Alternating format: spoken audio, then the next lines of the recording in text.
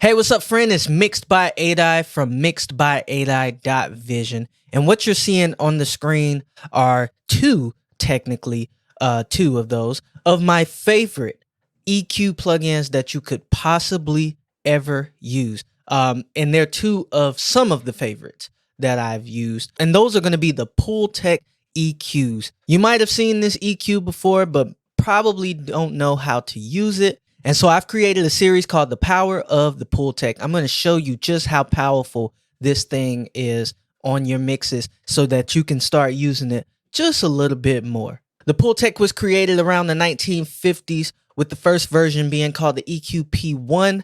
What we use today is the EQ-P1A. It's a passive EQ, meaning it didn't need any power or separate power to work. You just got audio running through it, and it runs through the transistors and transformers, which, by the way, if you look at one of these things in real life, they are massive. Although it was born in the 1950s, it's still widely used today. You've heard it on a lot of countless records, and basically anything in audio, you've heard this Pultec sound. There's many reasons why people still use and love the Pultec. I've summed it up to two, being two of my favorite reasons. One, anything you run through this EQ sounds amazing. There's no wrong settings.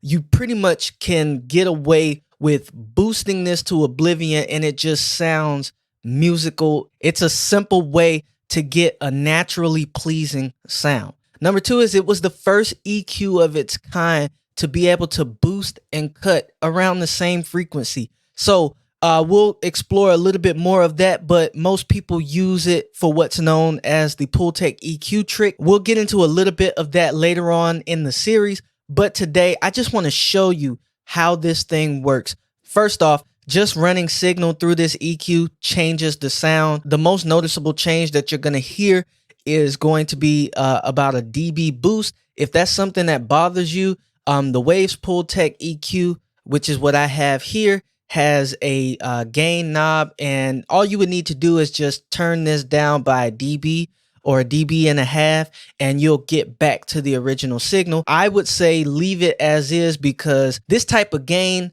coming from an analog signal is a bit different than running it through just your standard compressor and then it's giving it a loudness boost. So I normally say louder is not sometimes better, but this is a different type of signal boost. So I typically keep it there because it doesn't bother me. We'll start with the Pultec EQ-P1A, which mostly everybody knows.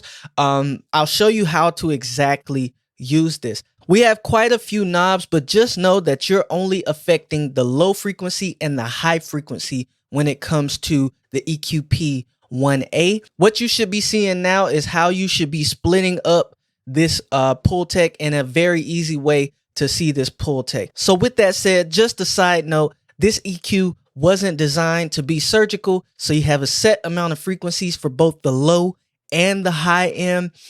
So we'll start with the low frequency. We start with a 20 hertz, we can go up to a 30 hertz, then we can go up to a 60 hertz, and then finally we go all the way up to 100 hertz. So let's say we're starting at 100 hertz. We can boost this 100 hertz all the way from 0 to 11, but that does not mean that we're boosting by 11 dB. It just means that we've hit the maximum on this EQ. You can also attenuate the 100 hertz from 0 to 11. Although in the original manual of the hardware version, it was advised to not boost and attenuate at the same time, but someone broke the rules and found out when you do so, it just creates an amazing sound. And I think it's because when you're boosting and cutting at this 100 hertz, you're not really boosting at that frequency. Let's say we want to hear more of 100 hertz. The idea would be to cut around that frequency, so we may need to go a little bit higher and then boost a little bit before that frequency. I'm not saying that that's what's happening here, but that could be the approach to why the boost and attenuation at the same time works for the Pultec EQ. Now we're moving on to the high frequency section, and you can see here that we have just a few more options, although we're still stepped. So we can go from 3000 hertz all the way up to 16,000 hertz. And again, you can boost and attenuate at the same time if you want to. You can just attenuate or you can just boost. The only difference that you have with the high frequency is that you can adjust how broad this curve is. And so we start with a sharp curve, which is still a bit musical. It's not as sharp as you would get with a surgical EQ, but nonetheless, it's a lot narrower than if we were to go all the way to the broad setting. So you do have a choice to choose in that matter. If you want it to be very musical, but yet very subtle, I would say the broad stroke works.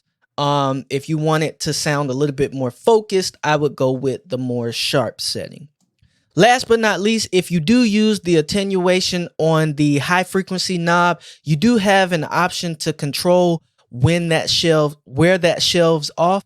You get 3 different frequencies. You got 20,000 hertz, you got 10,000 hertz, and then you have a 5,000 hertz. So if you go down to about 5,000 hertz, it's going to be a little bit more noticeable. Alternatively, with the 20,000 hertz, it's going to be the least noticeable. Moving on, we have the Pultec EQ5, which just controls all of the mid-range version of the frequencies. And so this particular plugin is split off into 3 separate sections. We start with the peak, and we have an option to go between 200 hertz and 1,000 hertz. So we can boost just that frequency or around that frequency.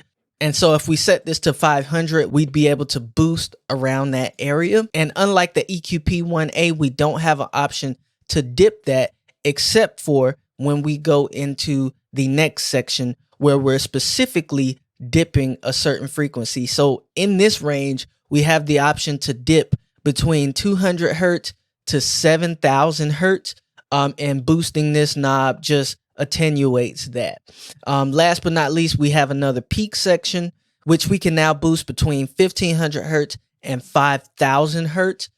So boosting that just boosts that specific frequency. You do have an option to do the cut and boost effect on this, but it's only for one specific frequency. My favorite frequency, especially when it comes to vocals, to do this around is that 700 hertz range, that 7 to 1,000 hertz range. On vocals, it just adds this element to the body of the vocal that's really pleasing to my ears.